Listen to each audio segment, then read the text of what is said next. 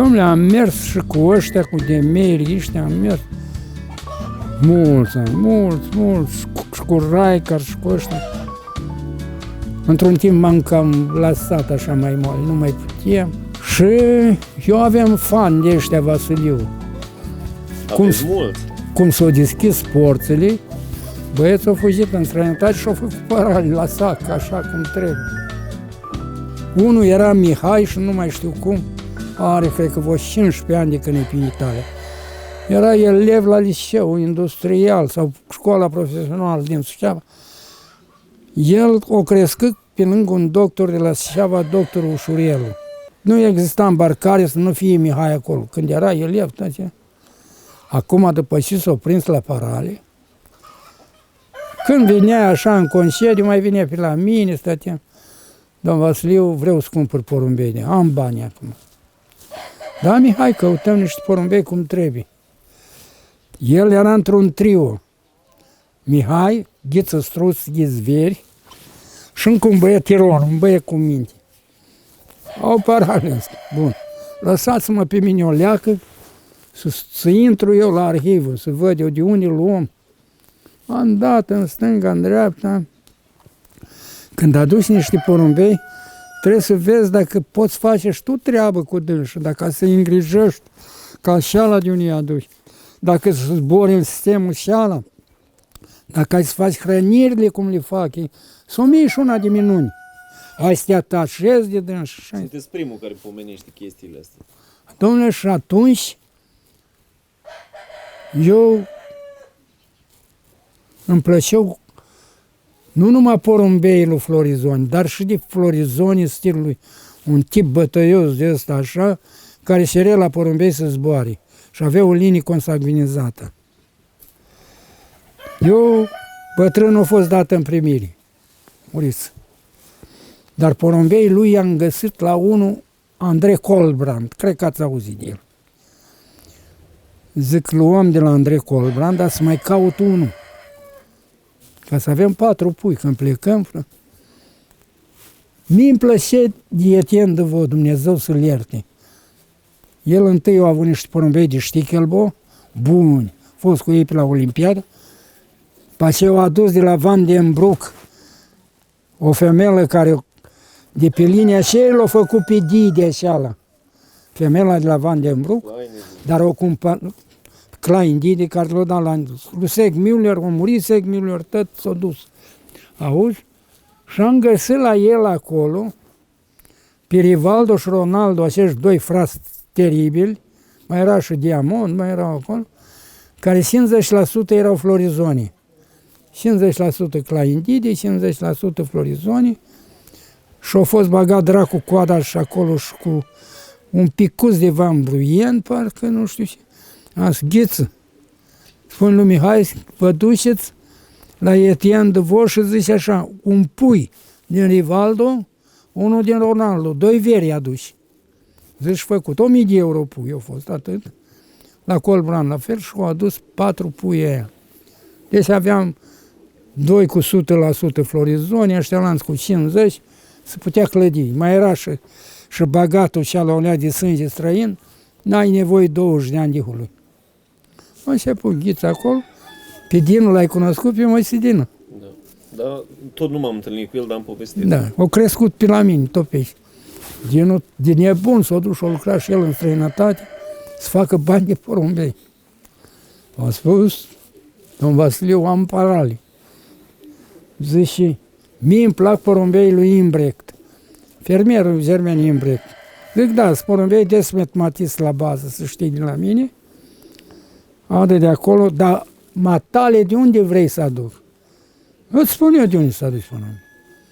Te duci la George Cartiot, acolo, și ai să dai peste jos Cartiot, care are la bază porumbei de la Bricuș și porumbei de la Delbar, pentru că sunt din același sat de acolo. Și cumperi din 2 porumbei, nu ce-ți dă el. Tu te duci cu 300 de parale, din George, ca la poker, zic. Și îi scoți bani noi. Să fâșcă. Auzi, te duci și cumperi din Limoges, că ăsta e baza crescătorii, îl găsești în toate colțurile și pe Barcelona. Ăștia-s doi titani acolo, așa au fost, au adus Dinu, nu știu câți, odată în orice caz, o traistă de parale, o adus și Dinu și ăsta. Bă, ce să fac cu ăștia? Ei nu se cunoșteau. Dacă îi lăs așa pe ăștia, o să scoată porumbeiul, o să înceapă a zbura și o să înceapă a apărea ăștia fitiliștii ăștia în jurul lor. Dă-ne un pui că-ți dau din coadă creață, face și strică porumbeii ăștia. Într-o generație, două nu-i mai cunoști. I-am făcut cunoștință. Bă, Ghiță, hai cu mine să te duc la Dinu, să vă fac cunoștință, să vă schimbați porumbeii și să mergeți înainte. Așa i-am făcut buni prieteni, o schimbat, o ieșit și Ghiță campion național din combinația, și Dinu nu știu de câte ori. Și eu n-am avut nicio pretenție. Deci singurii porumbei de acum, în perioada contemporană, după 2006-2007 încoace, sunt 4 porumbei de la Ghiță, struț, cadou, bineînțeles, că și eu le-am dat și eu vrut. Avem un singur porumbel, Van de Veche, Teroare. Ghiță, mi l-a împrumutat, bun. L-a văzut Dinu, l-a luat Dinu, țineți-l, nu mai trebuie, că eu sunt prea bătrân. Și de la Dinu 2 păsări. O fică din Super 61 lui 025 și un mascul pe linia lui San Vicent, așa la lui. Dom'le, cam ăștia-s porumbeii care au trecut prin șura asta, care au meritat pomeniți. Au fost alți droi în care Allah e mare și bun cu tăți, știi? Dar în viața mea, acum ca să spun sincer, cei care merită și eu dacă aș mai trăi o viață și aș avea acum la mintea asta, mi-aș mai da în veșnic. Ăia Fabri, Vanderestu și Cubel 69. Cu ei aș putea să mă bat cu toată lumea. Erau porumbei care veneau și pe munte, și pe câmpii. Și recuperare, domnule, o să ajungem la recuperare. Avem unul, Leonard, zbura 7 ani. Acum venea de la drumul de 700 de kilometri sau 900 din Polonia, credeai chic în cap, peste oricând Teroare era. Așa a meritat. Mă vine. Stai, ăla, stai. Uite-l, omul lui Dumnezeu. Trec 3 zile și el tot așa, n-are curaj să iasă. Nu mai faci nimic cu el. Dom'le, primele contacte serioase au început în 1968. Întâi cu socialiștii noștri, cum ți-am spus. Acolo i-am cunoscut la Budapesta pe frații Șamai, Hitel, dacă ați auzit, tata lui Hitel ăsta care zboară acum, slovac, frața Atalovici, Bernard Albin, ăștia toți campioni de top. Din blocul socialist. Da. Dar blocul socialist avea expoziție aparte în vremea? Aparte. Socialiștii aveau Spartachiade, ăștia lansă toată lumea Olimpiade. Deci erau 2 categorii. Și pe urmă, treptat, în Germania vreau să fac o paranteză și vreau să spun că cei mai mari zburători care zburau porumbeii la sânge pe atunci, cei mai mari sportivi erau din Germania Democrată. Aia zburau Aradul, zburau Constanța, București, Teroare și era. Federale nu zburau ca ei, nu. Buni zburători. Era unul acolo, Osman Alfred. Ei aveau o categorie Tusalem. Nu știu dacă e tradusă corect de mine, așa ceva. Porumbelul cu palmaresul pe întreaga lui carieră sportivă, ca să zicem. Erau porumbei cu 40.000 de kilometri concurs, cu peste 40.000, 30.000. Acest Osman Alfred, exact, nu știu anul. Când 76 l-am cunoscut la Leipzig, în orice caz după 70, așa m-au încântat porumbeii lui, Eram cu un bun prieten, îți fac o paranteză. Numai aventuri de astea. Acela vorbea nemțăște. Zicea cât știe și el. Profesorul Jura a murit din Timișoara, Dumnezeu să-l ia. Eram amândoi acolo, într-o delegație, la o confruntare de asta cu altă. Și am spus, oi, Ghiță, eu când îmi plăcea ceva, eu nu veneam cu mâna goală, să știi. Eu dacă îmi sărea o treabă noi cu una alta, cumpăram. Aveam aprobare, n-aveam, riscam.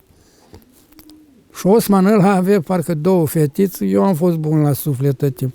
Le-am cumpărat eu pe acolo șocolată, una alta și în cel de unul, băi Ghiță, ia întreabă-l pe Osman ăsta, eu vreau să cumpăr 2 pui, că dintre ăștia nu îmi vinde el. Și el o zis, da, îi vând 2 pui.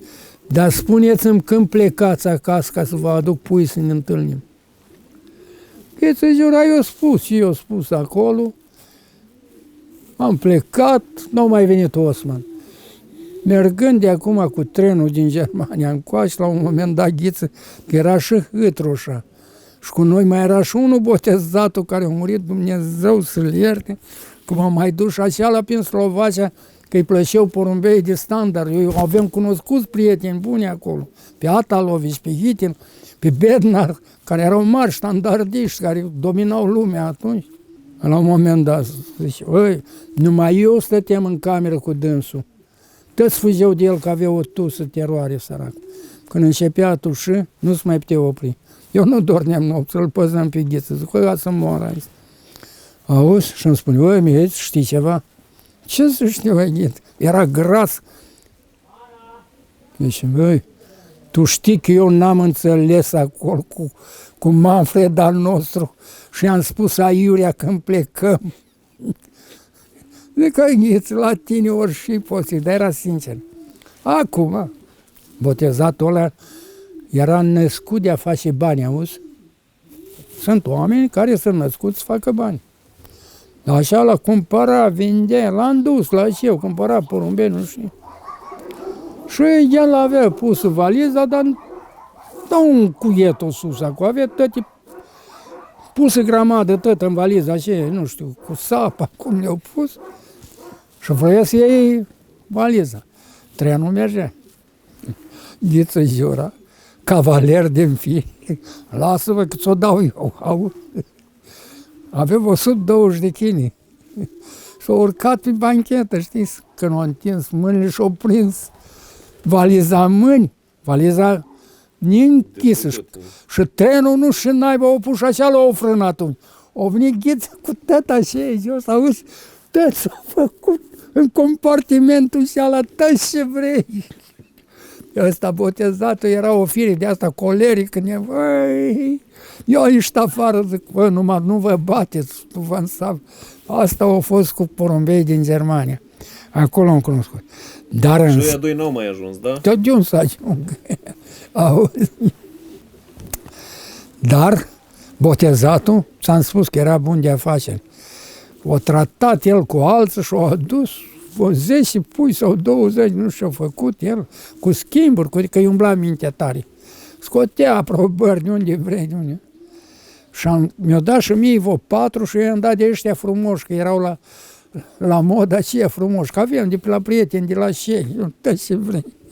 N-a valuați. Și-o zburat tare bine aia din Democrată, dar i-am dat la un bun prieten care a murit, la un doctor, de la Vatra Dornei, doctor Oniga, plin de bani. Toate femeile să n-audă doamna care aveau probleme de varii și de treburi de astea, el opera tot, era mare specialist. Așa că îți dai seama, până. Avea un jung de femei, el mânca. O bibliotecară, mi-a spus, Neamișu, scorchea asta mă scoate.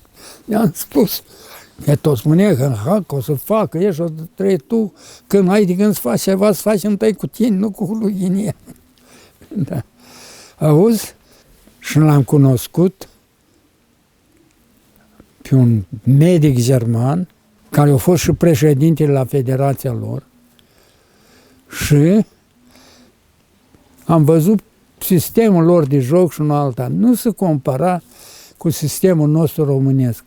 Ei aveau sistem german, ceva matematic, 12 etape, atâta viteză, atâta demifond, atâta fond până la atât. Vroiei maraton, te duceai la naționale și la internaționale cu vestul. Cu Belgia, cu Olanda, Luxemburg, acolo, da. Foarte Kohaus îl chema. Avea și 2 fii și era profesor universitar, medic chirurg, a murit de tânăr. Acum am mai cunoscut un olandez bun. Nu-i rețin numele, în Polonia l-am întâlnit, acolo, tot la o întrevedere, mare zburător de maratoane. Uite că nu mi-aduc eu aminte în numele. Era la o întrevedere acolo. Iar din Belgia, pentru cei care l-am cunoscut și mi-au fost mie simpatic, a fost Paul Boston, Dumnezeu să-l ierte, care ăla a spus un lucru mare și nu l-a spus alții. El a fost jocheu de cai la începutul. După aceea era foarte voinic, a devenit cardiac și el și nevasta, oameni voinici, grei. Și s-au apucat de porumbei, avea o crescătorie grozavă, cum au ei acolo, palate de astea. Ținea 600 de porumbei. Și printre altele mi-a spus, Doamne, eu am zis, ce ți-i atâta hulubarai, mai ales că ești bolnav? Lasă-vă, asta e boala noastră, zice. Dar eu, fii atent, am 600, eu am 3 porumbei buni. Clar un om sincer. Nu te uita tu la mine. 3 am buni. Benoni, pasport și încă unul, nu știu cum naiba, zice, ăștia hrănesc tătă gloata. Așa a fost, domnule. La bază, porumbei, știi chiar bocatrice. Ăsta mi-a plăcut. După aceea despre Norbert Norman. Îi știam tot. Să-i spui lui Fișorsu că o știam mai bine decât o știe el. De cum și-a început-o și cum a dus-o. Pe Mike s-am cunoscut-o. Tot așa la o olimpiadă în Ungaria, pe la Budapesta, a rămas încântată o femeie înaltă, elegantă și bogată.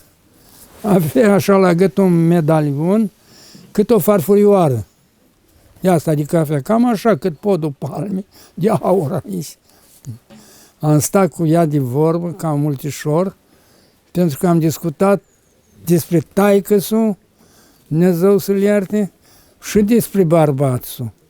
Ea avea crescătoria ei la Paloma, îngrijitor, familia de Vog, Gaston de Vog ăla, el și soția lui de Vog, Maria, că pe unul și-a făcut crescătoria lor separată și cu fiuciorsul, cu porumbeii lor, de la ăștia, de la Normani ăștia, foarte bun porumbei, iar Norbert Norman, o personalitate mare în lumea acolo, un bărbat voinic.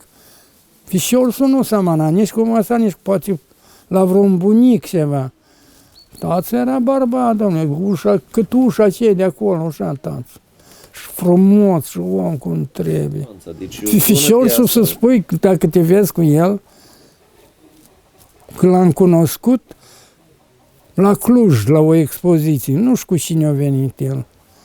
Dar avea păr pe atunci, avea frizură, acum văd că e tuns, e sușit una alta. E dechisit. Arată mai bine acum ca atunci, să-i spui. Atunci nu mi-a făcut o impresie prea bună. Că și taică s-a fost columbofil.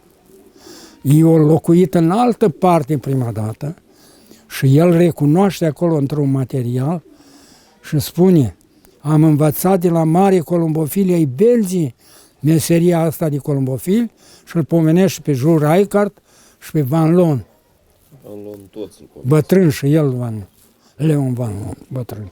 Eu nu știu dacă ai auzit. Era o familie de verd. Soțul s-a lăsat de mult de porumbei și a fost rămas nevastă sa cu fișorii, parcă de verde. Cultivau porumbei Vanderest. Porumbei grozavi, porumbei ușor. Am vrut să aduc niște porumbei de la André Vermont din Ostem, dacă ai auzit. N-ai auzit de el. Să-i întreb pe ăsta, pe amicii tăi. Ăla era profesor. Nu m-am înțeles cu el. Eu am zis ori nebun, ori prost. Una din două, domne.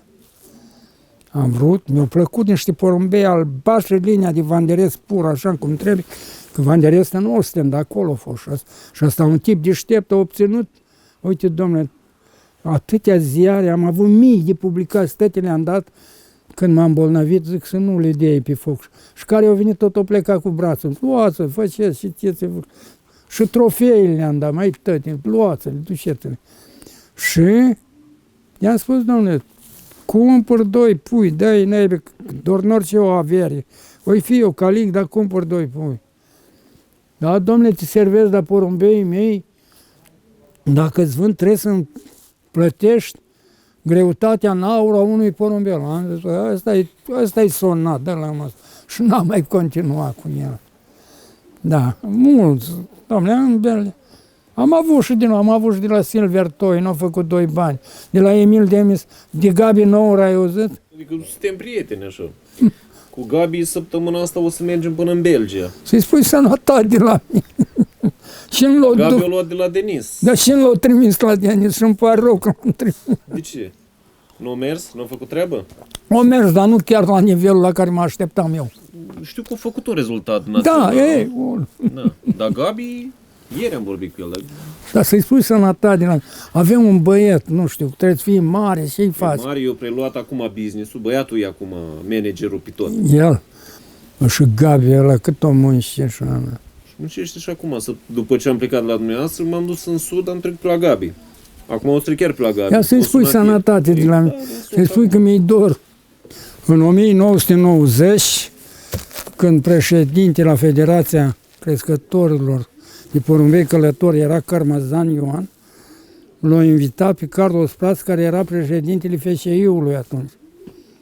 Am avut o întâlnire la nivelul Uniunii Columbofile acolo și am purtat o serie de discuții așa, amicale, în stânga, în dreapta, până am ajuns la performanță, la concursuri, porumbei, una.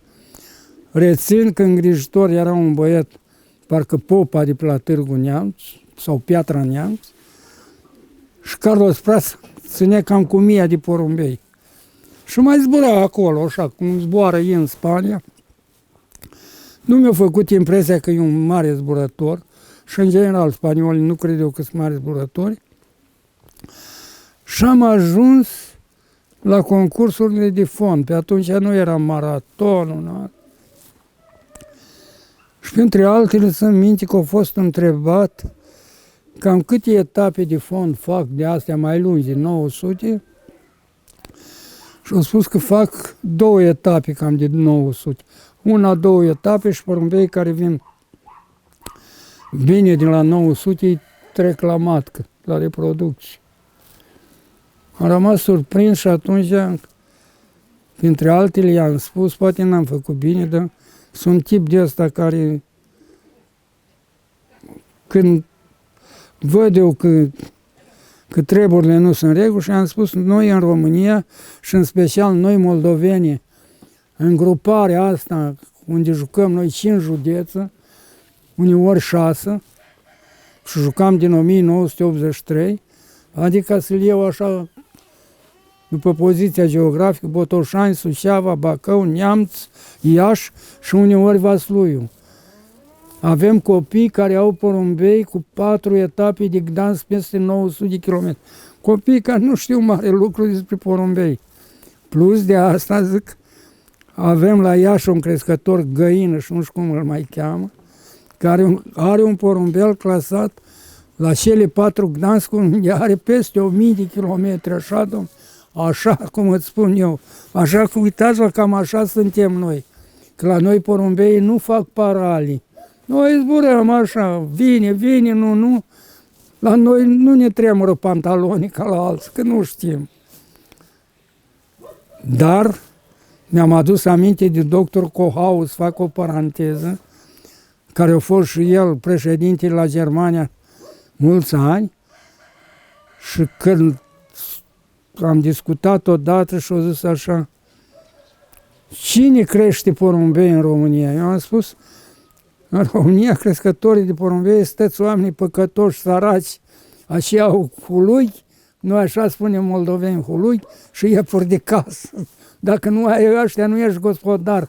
Așa spune taică meu, bă, dacă n-ai lui șefuri de casă, nu ești gospodar.